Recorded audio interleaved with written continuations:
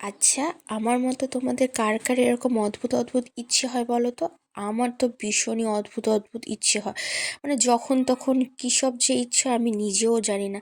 সেরকমই দেখো, আজকে এরকম একটা ইচ্ছে হচ্ছিল আমার।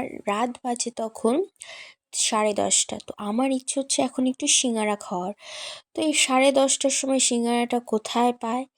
তো আমিও সেই রকমই ইচ্ছে যেহেতু হয়েছে, তো এখন খেতে তো হবেই।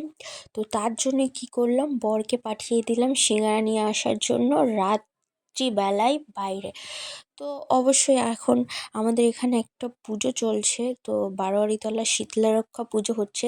তো সেই উপলক্ষে এখানে দোকানপাট আছে, তো সেই জন্যই বরকে পাঠিয়ে দিলাম ওইখানে। তো বর গিয়ে সেখান থেকে আমার জন্য গরম গরম সিঙ্গারা নিয়ে আসলো। এখানে বর খেয়ে নিল, তারপর আমিও এখানে খেয়ে নিচ্ছি।